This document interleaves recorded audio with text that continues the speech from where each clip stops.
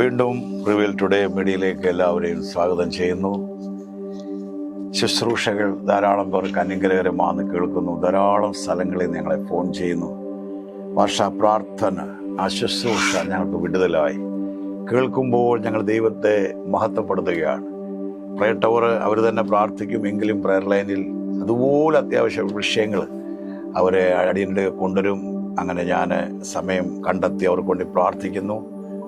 ആമേൻ. ദൈവം വിശ്വസ്തനാണ്. ഫേസ്ബുക്കിലൂടെ യൂട്യൂബിലൂടെ ഡെയിലി 5 മണിക്ക് ഇടുന്ന മെസ്സേജുകൾ നിങ്ങൾ മിസ് ചെയ്യല്ലേ. അത് വലിയൊരു വിടുതലായിരിക്കും. ഇരമ്യാവ് 29:11 സുപരിചിതമായ വേദവാക്യമാണ്. നിങ്ങൾ പ്രത്യാശിക്കുന്ന ശുഭഭാവി വരുവാൻ തക്കവണ്ണം ഞാൻ നിങ്ങളെക്കുറിച്ച് നിരൂപിക്കുന്ന നിരൂപണങ്ങൾ ഇന്നവ എന്ന് ഞാൻ അറിയുന്നു. അവ തിന്മയ്ക്കല്ല നന്മയ്ക്കായുള്ള നിരൂപണങ്ങൾ അത്രേ എന്ന് യഹോവയുടെ അരുളപ്പാട്. ശ്രദ്ധിക്കണമേ, നിങ്ങൾ പ്രത്യാശിക്കുന്ന ശുഭഭാവി വരുവാൻ തക്കവണ്ണം ഞാൻ നിങ്ങളെക്കുറിച്ച് നിരൂപിക്കുന്ന നിരൂപണങ്ങൾ. ഞാൻ ചിന്തിക്കുക, മാതാപിതാക്കൾക്ക് കുഞ്ഞുങ്ങളെക്കുറിച്ചൊരു സങ്കല്പമുണ്ട്, ഒരു പ്രതീക്ഷയുണ്ട്, പ്രത്യാശയുണ്ട്. എൻ്റെ കുഞ്ഞിങ്ങനെയൊക്കെ എന്നായാൽ.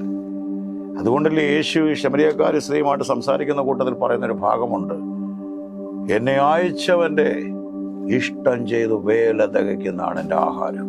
അപ്പൊ ദൈവത്തിന്റെ ഹിതം നിങ്ങൾ തിരിച്ചറിയണം. നിങ്ങൾ സേവിക്കുന്ന ദൈവത്തിന് നിങ്ങളെക്കുറിച്ചൊരു പദ്ധതിയുണ്ട്.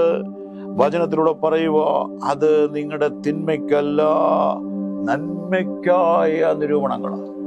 ഉയരത്തിലെ നല്ല നല്ല ദാനങ്ങളും തികഞ്ഞ വരങ്ങളും വെളിച്ചങ്ങളുടെ പിതാവിൽ from the father who is in the light every good gifts, every perfect gifts ദൈവത്തിൽ നിന്നാണ് വരുന്നത്. ഞാൻ നന്ദിയോടെ ശ്രദ്ധിക്കുന്നു. നമുക്കറിയാം, കർത്താവ് തന്നെ പറയുന്നുണ്ട്, അത്തിയിൽ നിന്ന് മുന്തിരിപ്പഴം പറിക്കാൻ കഴിയത്തില്ല, മുന്തിരിയിൽ നിന്ന് അത്തിപ്പഴം പറിക്കാൻ കഴിയത്തില്ല. ദൈവത്തിൽ നന്മ മാത്രമേ ഉള്ളൂ. പക്ഷെ ഇത് കേൾക്കുമ്പോൾ ചില ജീവിതങ്ങളിൽ, പക്ഷേ എൻ്റെ ജീവിതത്തിൽ ഞാൻ തൊടുന്നതെല്ലാം തടസ്സങ്ങളാണ്, എപ്പോഴും വേദനിപ്പിക്കുന്ന അനുഭവങ്ങളാണ്. ഞാൻ ചെയ്യുന്നതെല്ലാം എനിക്ക് പ്രതികൂലമായിട്ട് എനിക്ക് തോന്നുകയാണ്. എന്താണ് എൻ്റെ ജീവിതത്തിൽ? കുഞ്ഞെ, നീ അതിൻ്റെ റൂട്ട് കണ്ടുപിടിക്കണം. നീ ദൈവവുമായുള്ള നല്ല ബന്ധത്തെ നീ ഉറപ്പിക്കണം. നീ ലോകവുമായി എന്തെങ്കിലും മിങ്കിൾ ചെയ്യുന്നുണ്ട്, ലോകവുമായി എന്തെങ്കിലും ബന്ധമുണ്ടെങ്കിൽ അത് വിച്ഛേദിക്കേണ്ടിയിരിക്കും. നമ്മൾ ഈ ലോകത്തിൽ ജീവിക്കുന്ന നമുക്ക് ബന്ധങ്ങൾ വേണം, ദൈവികമല്ല, അൺഗോഡ്ലി റിലേഷൻസ്. അതെല്ലാം നീ അതിൽ നിന്ന് പുറത്തു വരണം. എന്നിട്ട് നിങ്ങൾ ചിന്തിക്കണം, ഇനി അല്ല പാസ്റ്റർ എനിക്ക് അങ്ങനെയൊന്നുമില്ല, ഞാൻ പ്രാർത്ഥനയിലും ആരാധനയിലുമോ. അപ്പോൾ നീ പേടിക്കേണ്ട, പ്രതികൂലങ്ങൾ നിന്റെ അനുഗ്രഹമാക്കി ദൈവം മാറ്റും. വേദപുസ്തകത്തിലൂടെ യാക്കോബുണ്ട്.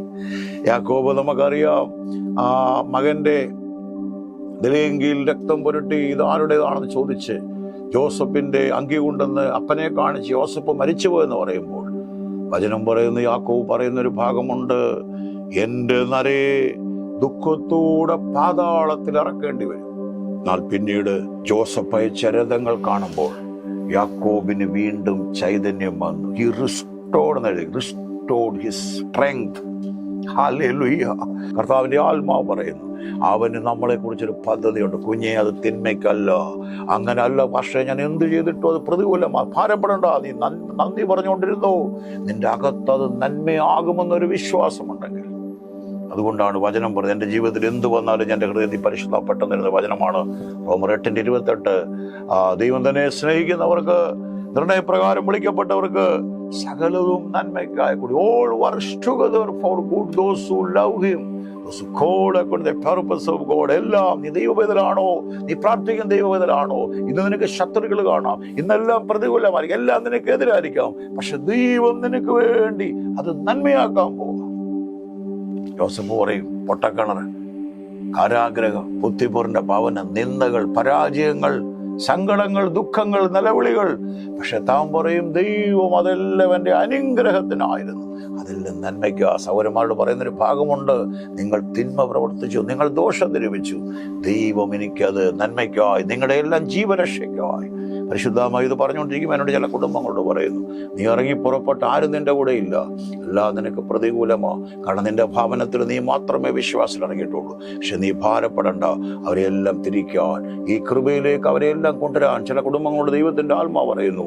3 പറ മാവിൽ ആ സ്ത്രീ, ഒരു സ്ത്രീ ഈസ്റ്റ് വെച്ച് എല്ലാം പുളിച്ചു വരുവോളം നീ അഭിഷേകത്തിൽ നിറഞ്ഞു നിന്നു, നീ മുഴങ്കാലിൽ നിന്ന് പ്രാർത്ഥിച്ചോ, ദൈവമായിട്ടുള്ള ബന്ധത്തെ നീ വീണ്ടും വീണ്ടും ഉറപ്പിച്ചോ, അത്ഭുതങ്ങൾ ദൈവം ചെയ്യും. അപ്പൻ്റെ ആഗ്രഹമാണ്. യേശു അതുകൊണ്ടാണ് പറയുന്നത്, മക്കളപ്പം ചോദിച്ചാൽ കല്ല് കൊടുക്കുമോ, മീൻ ചോദിച്ചാൽ പാമ്പിനെ കൊടുക്കുമോ, മുട്ടയോ തേളിനെ കൊടുക്കുമോ? നിങ്ങൾ ദോഷികളല്ലേ? നിങ്ങൾ നിങ്ങളുടെ കുഞ്ഞുങ്ങൾക്ക് നല്ല നല്ല ദാനങ്ങളെ കൊടുക്കാൻ ആഗ്രഹിച്ചാൽ, ഈ സ്വർഗസ്നായ പിതാവിനോട് ചോദിച്ചാൽ, how much more our heavenly father, oh have those who ask him, എത്ര അധികം അവൻ തരും, ഹൗ മച്ച് മോർ. അങ്ങനെയാണെങ്കിൽ ഈ അപ്പച്ചൻ ഇന്ന് നിന്നോട് പറയുക, നിന്നെക്കുറിച്ച്, നിന്റെ തലമുറയെക്കുറിച്ച് ദൈവത്തിന്റെ വലിയ പദ്ധതിയാണ്. ആ പദ്ധതിയിലേക്ക് നീ വരണം. ആ ദൈവത്തിന്റെ ആ ഹൃദയത്തിലേക്ക് നീ വരണം, ആഗ്രഹത്തിലേക്ക് നീ വരണം. അതേ കർത്താവേ, yes Lord I am, yes here I am നീ പറയുമ്പോൾ ഈ ദൈവത്തിന് പ്രവർത്തിക്കാൻ കഴിയും. അവിടെ എഴുതിയിരിക്കുന്ന ശ്രദ്ധിക്കണമേ, അത് തിന്മയ്ക്കല്ല, ദോഷത്തിനല്ല. കഷ്ടതകൾ വരാം, അല്ലെ അത് താൽക്കാലികമാണ്. അത് നിലനിൽക്കുന്ന ഒരു തടസ്സങ്ങളല്ല, അത് നിലനിൽക്കുന്ന പ്രശ്നമല്ല. ചിലപ്പോൾ നീ കൂരിരുൾ താഴ്വരുടെ അനുഭവങ്ങളിലൂടെ കടന്നു പോകേണ്ടി വരും. ട്രെയിൻ യാത്രയൊക്കെ ചെയ്യുമ്പോഴേ ചിലപ്പോൾ വലിയൊരു ഗുഹാമുഖങ്ങളിലൂടെ ഒക്കെ, അല്ലെ വലിയ തുരങ്കത്തിലൂടെ ഒക്കെ പോകേണ്ടി വരും. നമ്മൾ എന്തെങ്കിലും മൊത്തം ഇരുട്ട്, അല്ലെങ്കിൽ ആ സമയത്ത് എന്തുവാ, പക്ഷെ പെട്ടെന്ന് അതിനൊരു മാറ്റം വരും. ചിലപ്പോൾ ആ വേദനയിലൂടെ കടന്നു പോകുമ്പോൾ കർത്താവിനോട് ചോദിച്ചാൽ, കർത്താവിൻ്റെ ഗതസമനയും നിന്ദകളും അതെല്ലാം ഒരു വലിയ ഉയർപ്പിൻ്റെ. അതുകൊണ്ടാണ് എബ്രായ ലേഖനം പറഞ്ഞത്, മുമ്പിലുള്ള സന്തോഷം ഓർത്ത് അവൻ അപമാനം അലക്ഷ്യമായി ക്രൂശിനെ സഹിച്ച്. അതുകൊണ്ട് ദൈവസിംഹാസനത്തിന്റെ വലതുഭാഗത്ത് the joy set before him, he endured the cross, despised the shame, hallelujah, and seated the right hand of Heavenly Father. അതുകൊണ്ട് ഇന്ന് നീ കടന്നു പോകുന്നത് അത് താൽക്കാലികമാണ്. ദൈവത്തിന് അതിനകത്ത് പദ്ധതിയുണ്ട്. ആമേൻ. ദൈവം നിന്നെ കുറിച്ച് ആഗ്രഹിക്കുന്ന ശുഭഭാവിയാണ്. അത് ദൈവത്തിന്റെ ഹൃദയത്തിന്റെ ആഗ്രഹമാണ്, തകർന്നു പോകാനല്ല, പരാജയപ്പെടാനല്ല. അങ്ങനെ പറയണം. കർത്താവെ പ്രാർത്ഥിക്കുമ്പോഴൊക്കെ, കർത്താവ് എൻ്റെ ജീവിതത്തിൽ മാത്രം എന്താ കർത്താവ് ഇങ്ങനെ, ഒന്നും ഞാൻ കാണുന്നില്ലല്ലോ, എല്ലാം തൊടുന്നതല്ല എൻ്റെ ദൈവമേ, ജീവിതത്തിൽ പ്രതികൂലമാണല്ലോ എന്ന് പറയുന്നതിന് പകരം, കർത്താവ് എനിക്കറിയാം ഞാൻ ആ വേദനയിലൂടെ പോകുന്ന സങ്കടം, എല്ലാവരും എന്നെ ഒറ്റപ്പെടുത്തുന്നു, എല്ലാവരും എന്നെ തള്ളിക്കളയുന്നു. കർത്താവെ ഞാൻ പലപ്പോഴും ഫീൽ ചെയ്യുന്നത് ഞാൻ തനിച്ചാണ്. പക്ഷെ ദൈവമേ എനിക്കൊന്നറിയാം, നിനക്കെന്നെ കുറിച്ചൊരു പദ്ധതിയുണ്ട്. അത് നിന്റെ തക്ക സമയത്ത് അത് വെളിപ്പെട്ടു വരും. കാരണം ഞാൻ നിന്റെ ബലമുള്ള കൈക്കീഴിൽ, കർത്താവേ ഞാൻ നിന്റെ ബലമുള്ള കൈക്കീഴിൽ താണിരിക്കുക. എനിക്കറിയാം നീ എന്നെ തക്ക സമയത്ത് ഓർത്തു. കർത്താവ് നീ എന്നെ മാനിക്കും. നീ ജോസഫിന്റെ ദൈവം, യാക്കോബിന്റെ ദൈവം, ദാവീദിന്റെ ദൈവം, നീ മോശയുടെ ദൈവം. ഇത് പറഞ്ഞുകൊണ്ടിരിക്കുമ്പോൾ തന്നെ കണ്ണുനീരോടെ എന്നെ കാണുന്നത് ഒരു പക്ഷേ അറിയാം. ദിവസങ്ങൾക്ക് മുമ്പ് ഈ റെക്കോർഡ് ചെയ്യുന്ന, ചിലപ്പോൾ ടെലികാസ്റ്റ് ചെയ്യുന്ന ചില ആഴ്ചകൾ കഴിഞ്ഞായിരിക്കാം.